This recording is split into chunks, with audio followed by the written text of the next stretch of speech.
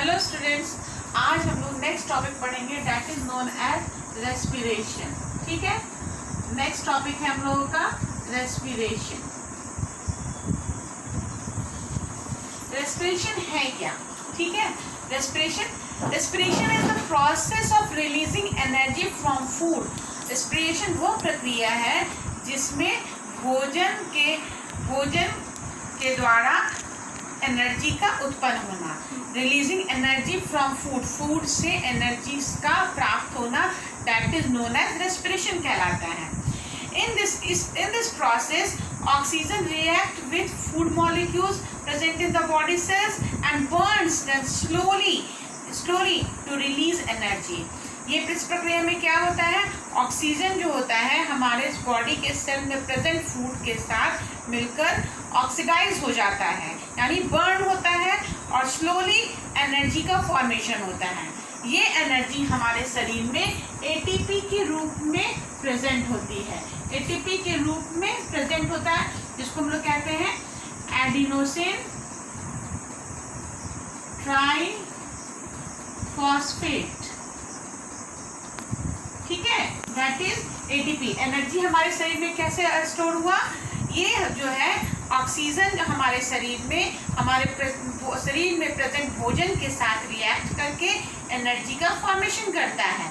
ये एनर्जी हमारे शरीर में एटीपी के रूप में स्टोर होती है और वेस्टर्स जो होते हैं वो बाहर की ओर निकल जाते हैं। तो वेस्टर्स में क्या होता है, वेस्टर्स में होता है कार्बन डाइऑक्साइड एंड वाटर। ठीक है,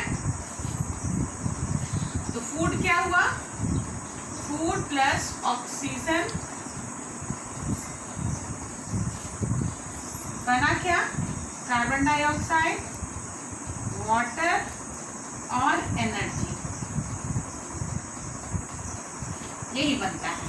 ठीक है, the process of respiration is taken place inside the cell. ये जो प्रोसेस होता है ये हमेशा सेल के अंदर होता है, इसलिए इसको सेल्यूलर रेस्पिरेशन के नाम से भी जानते हैं हम। अगर सेल्यूलर रेस्पिरेशन कहेगा दैट मीन्स रेस्पिरेशन। सेल के अंदर ये रेस्पिरेशन होता है, इसलिए इसको सेल्यूलर रेस्पिरेशन कहते हैं। इन दिस रेस्पिरेशन, इस रेस्पिरेशन में टू बाई प्रोडक्ट्स हैं, एक है CO2, एक है H2O। ठीक है, एक है कार्बन डाइऑक्साइड, एक है water. Carbon dioxide is considered the real waste product. इसको हम लोग रियल वेस्ट प्रोडक्ट के रूप में जानते हैं। रीजन बिहाइंड दिस, अगर इसका एक्युमुलेशन हमारे शरीर में होता है तो it is harmful for our body, ये हमारे शरीर के लिए हानिकारक होता है। लेकिन वहीं पे अगर वाटर का एक्युमुलेशन होता है it is rather beneficial to us, ये हमारे बॉडी के लिए, हमारे लिए बेनिफिशियल होता है। हमारे यहाँ डिफरेंट और सभी ऑर्गेनिज्म में रेस्पिरेशन होता है, लेकिन डिफरेंट ऑर्गेनिज्म में डिफरेंट तरह से रेस्पिरेशन होता है। हमारे यहाँ दो तरह के रेस्पिरेशन होते हैं, एक होता है एरोबिक, एक होता है एनारोबिक। तो पहला हम लोग देखते हैं एनारोबिक।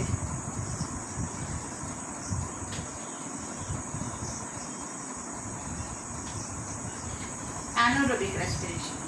एनारोबिक रेस्पिरेशन क्या होता है, the respiration which takes place without oxygen.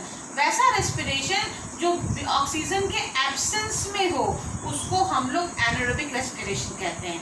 Generally ये ईस्ट वगैरह में होता है, कुछ बैक्टीरिया में होता है, ये ईस्ट में होता है।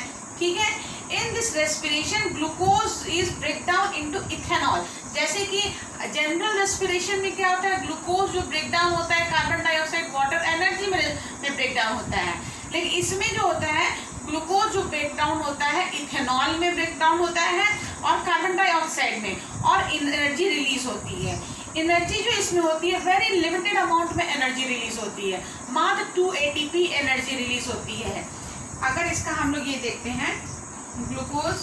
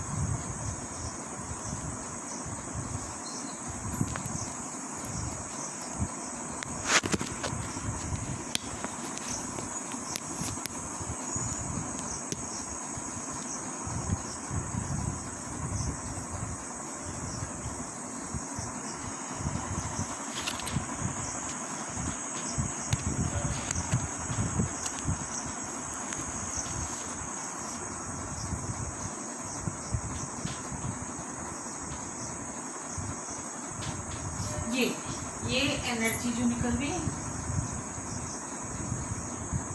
देखिए पहले क्या हुआ, ग्लूकोज जो हुआ, one molecule of glucose is break down into pyruvate molecule, pyruvate में कन्वर्ट होता है। ये जो प्रोसेस कहलाता है ग्लूकोज से पायरुवेट में कन्वर्ट होना, that is known as glycolysis. Glucose में वन मॉलिक्यूल ग्लूकोज पार्टिसिपेट करके ग्लाइकोलाइसिस के प्रोसेस से, लेकिन किस में होता है, साइटोप्लाज्म में। ये प्रक्रिया साइटोप्लाज्म में होती है। और कौन सी प्रक्रिया है, glycolysis. One molecule of glucose is convert into two molecule of pyruvate.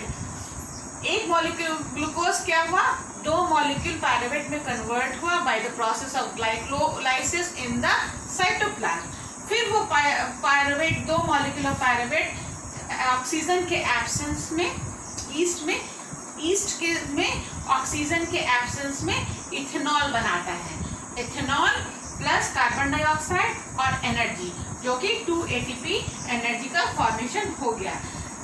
ठीक है, तो ग्लाइकोलाइसिस क्या है, glycolysis is a process in which pyruvate is converted into the ethanol and carbon dioxide. 10 minute हो गया, 7। ठीक है, ये बात समझ में आई। अब देखते हैं दूसरा।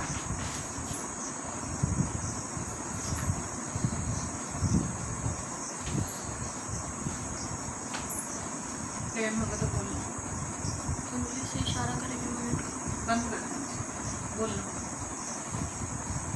अब दूसरा है,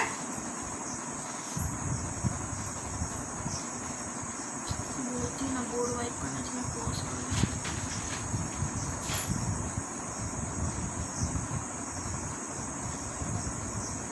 एरोबिक रेस्पिरेशन। एरोबिक रेस्पिरेशन क्या है, the respiration which uses oxygen is called aerobic respiration. वो रेस्पिरेशन जो ऑक्सीजन का यूज करे उसको हम एरोबिक रेस्पिरेशन कहते हैं। In aerobic respiration the glucose food is completely broken down into carbon dioxide, water by the process of oxidation। इसमें भोजन का completely ऑक्सीडेशन होता है और क्या वेस्टेज के रूप में क्या निकलता है, carbon dioxide, water and energy. ठीक है, इसका अगर देखते हैं हम लोग तो